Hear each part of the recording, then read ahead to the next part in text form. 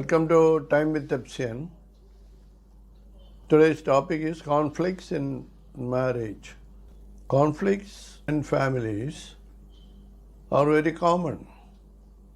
Maybe a day-to-day business. Why conflicts are coming up? It may be the question of trust, equality, finance, job, loss, transfers, maybe due to in-laws and friends. Then there is some difference of opinion on household work. Then child marriage, and if children are there, who will take care of children, their education, share of property, jealousy, sex, mobile phone use. Trust is the mixture of many attributes and qualities and a basic brick in marriage. They trust each other and conduct a marriage so that they can start a family. If this trust is broken, marriage is broken. Why trust is broken? Trust can be broken in different ways. Whatever the husband and wife shared before the marriage, both finds out it is not true. They have lied to each other. That may be one reason for breaking the trust. And that will reduce the mutual respect of the husband and wife. So, like anything in the world, marriage is also a partnership business. Both parties have equal voice, but both parties may not have equal income, equal status in the society. If husband and wife is very much interested in status, society, and income, there will be conflict in marriage. Equality is not possible. We know that from Karl Marx onwards, we are trying our best to get equality. Karl Marx said, the daily worker, the laborer, is the capital of the world. He is working and the owner is reaping. So Karl Marx's theory was to bring down all the rich people who are taking the benefits from the laborer. And many years have passed, and we all know what is the result. So, finance, money is the major obstacle in bringing in peace in marriage. Conflicts come up simply because the husband and wife have different type of income. One may have more income than the other, and one will be having some savings with him or with her. The other may not have anything. So, and the thing is that, the couple has to talk before marriage about income, and with their income, how they will manage the finance can be managed by the new couple with the help of their parents, if the parents are rich and having regular income. Otherwise, they cannot do anything. What else the in-laws can do? If they don't have money with them, at least they can keep quiet. They need not put oil in the fire that has come up in the unity of family life in the new couple. So these in-laws are called toxic in-laws. You cannot blame all the in-laws. Some in-laws have enough money with them or enough wisdom with which they can guide their son or daughter so that the family can be saved from financial problems and can have some peace in the family. Friends are another important factor in bringing in conflicts in family. Some friends are very nice. They keep the friendship before marriage. They don't keep that friendship after marriage. So that They are silent admirers. They don't come and bother the groom or the bride after marriage to create, because everybody know that some friends can create problems in the family life. Here, each partner should understand that the only friendship is between husband and wife, and all other friendships has to be curtailed. Okay, you can have some friendship with your parents and the siblings and the relatives, not with any other friends, your colleagues, classmates, such like. Household work will become a problem after a month after marriage, because household work is lot of work, and some of the couples are not exposed to it. The groom or bride coming from a rich family may not have experience in housework. They might have seen only. At the same time, some grooms and brides have a lot of experience, especially those who are coming from poor family. They will have experience. So, if you want the household work not to bring conflicts in marriage, both has to sit together and teach the other what the other does not know about washing clothes or about cooking or about managing children.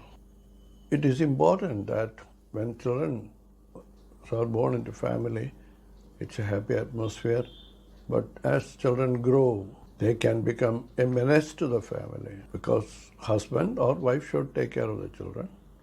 Again, it goes for discussion and decision. Who will take care of the children? I will feed him. I will bathe him. I will teach him. I will put him in a cradle and sing for him. I will sing him to sleep. So like that, in the primary stages. Secondary stages, somebody has to be after the child, because he will be pulling down, climbing in water places he wants to climb. So, lot of work. Then taking children to LKG, UKG, then to school, then homework, then answering their questions. It is a lot of things. And child management becomes one of the priorities. And if you have more children, then there will be sibling conflicts and sibling fights. Sibling fights can become very strong. Sibling fights can become very strong if the gap between the siblings are more. That most of you know about it, because big children do not accept their younger ones if they are coming after 4 or 5 years after the birthday of the eldest. Another point that can bring in conflicts in family is the details of share of property or details of inheritance of a partner from her or his family. So this has to be discussed during the premarital preparation time, and get settlement in writing so that there won't be any fight, so that it may not become a point for conflicts in marriage. And there is one thing that has to be discussed before marriage, that is the intimacy. If you describe very clearly, intimacy leads to sexual relationship.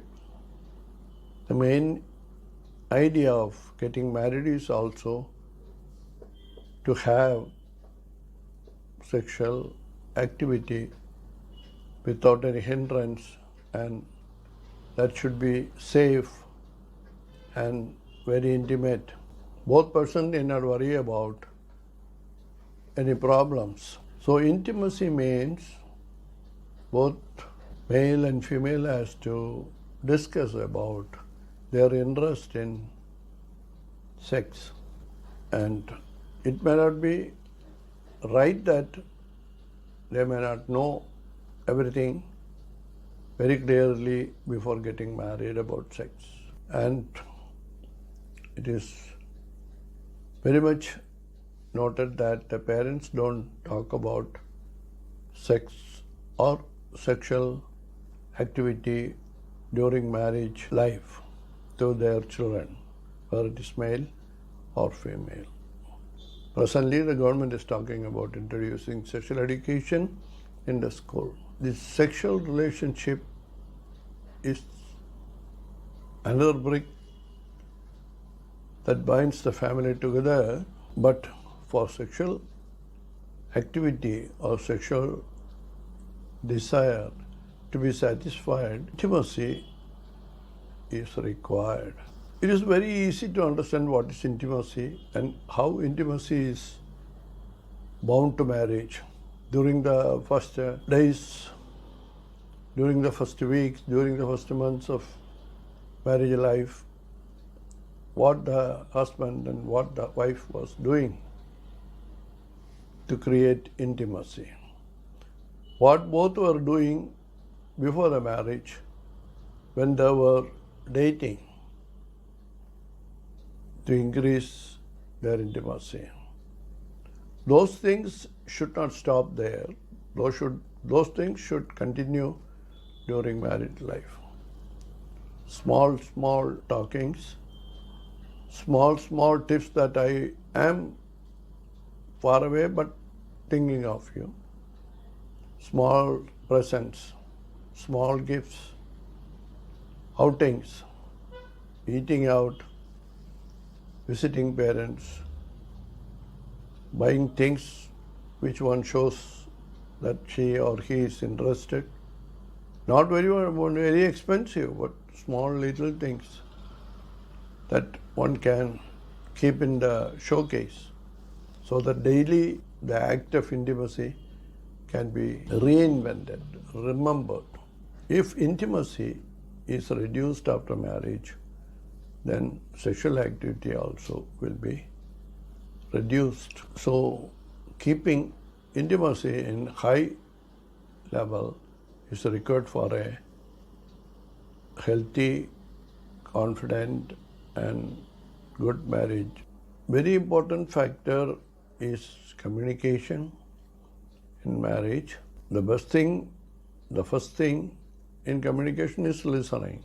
When the partner talks, if you are not giving the ear, you are not listening, no, the intimacy will decrease.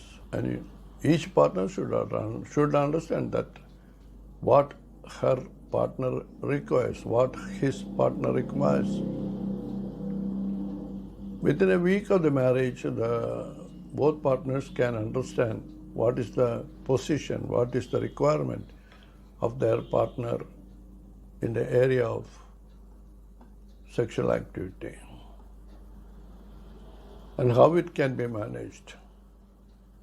As during our classes, always it has told that communication, you discuss, you decide. See, where else a partner can go and discuss about these things? One partner can to discuss the other partner only. So they have to discuss, they have to decide, and then they have to settle the issue and satisfy each other. Mobile phone helps one person to continue in the friendship which she or he acquired during school years, college years, and after entering the working hours. It's a very interesting point. This kind of relationships grow, whether it is bad or not. Parents have told that you have to reduce the time in the phone and TV. Now the husband or wife is telling the other partner that, please tell your friend that you are interested in calling him or listening to him on a particular time. So you need not be on the phone. I do not know how this thing is going to end up, because through the media we know extra time or unusual use of iPhone can lead to even murder. So now we know that what points bring in conflicts in marriage. It is very easy to bring in conflicts.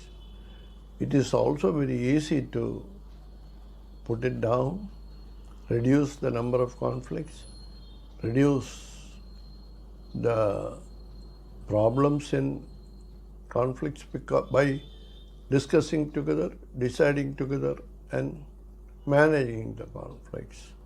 Friends, I am concluding. See you all next week. Send me your comments and criticism. Call me and talk to me. If you have questions, send them to me. Thank you for being with Time with Thebsian. Kindly like it and share it as you prefer. Thank you very much.